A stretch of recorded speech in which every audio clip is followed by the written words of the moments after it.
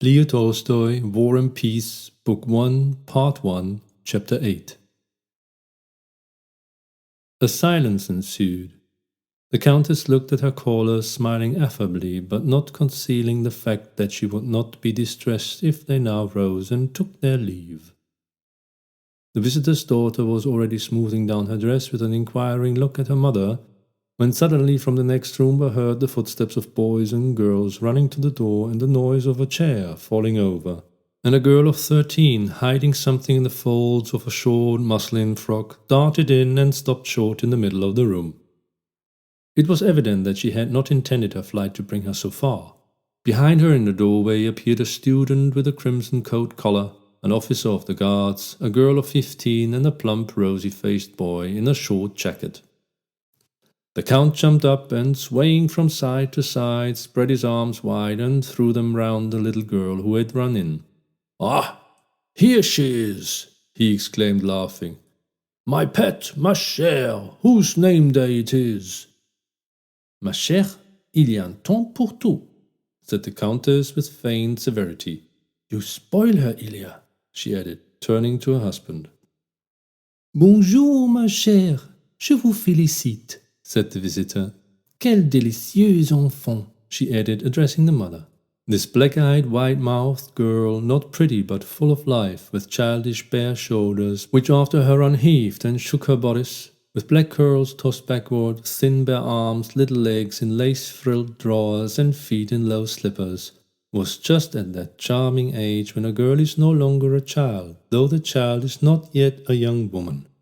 Escaping from her father, she ran to hide her flushed face in the lace of her mother's mantilla, not paying the least attention to her severe remark, and began to laugh. She laughed and in fragmentary sentences tried to explain about a doll which she produced from the folds of her frock. "You see, the doll, Mimi, you see," was all Natasha managed to utter. To her, everything seemed funny. She leaned against her mother and burst into such a loud, ringing fit of laughter that even the prim visitor could not help joining in.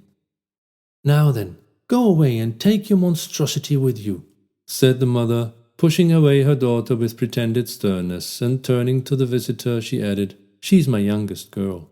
Natasha, raising her face for a moment from her mother's mantilla, glanced up at her through tears of laughter, and again hid her face. The visitor, compelled to look on at this family scene, thought it necessary to take some part in it. "Tell me, my dear," said she to Natasha, "is Mimi a relation of yours? A daughter, I suppose?" Natasha did not like the visitor's tone of condescension to childish things. She did not reply, but looked at her seriously.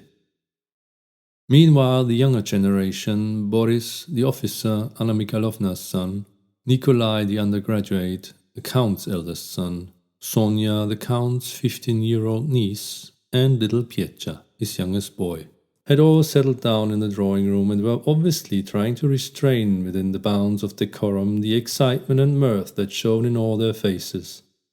Evidently in the back rooms, from which they had dashed out so impetuously, the conversation had been more amusing than the drawing-room talk of society scandals, the weather, and Contessa Braskin.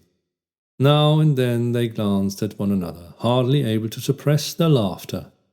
The two young men, the student and the officer, friends from childhood, were of the same age, and both handsome fellows, though not alike.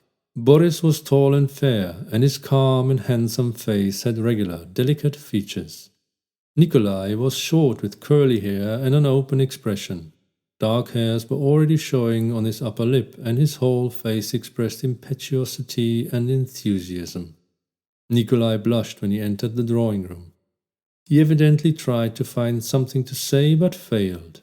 Boris, on the contrary, at once found his footing, and related quietly and humorously how he had known that doll Mimi when she was still quite a young lady before her nose was broken, how she had aged during the 5 years he had known her, and how her head had cracked right across the skull. Having said this, he glanced at Natasha. She turned away from him and glanced at her younger brother, who was screwing up his eyes and shaking with suppressed laughter, and unable to control herself any longer, she jumped up and rushed from the room as fast as her nimble little feet would carry her. Boris did not laugh. "You were meaning to go out, weren't you, maman? Do you want the carriage?" he asked his mother with a smile. "Yes, yes, go and tell them to get it ready," she answered, returning his smile. Boris quietly left the room and went in search of Natasha. The plump boy ran after them angrily, as if vexed that their program had been disturbed. This is the end of chapter 8.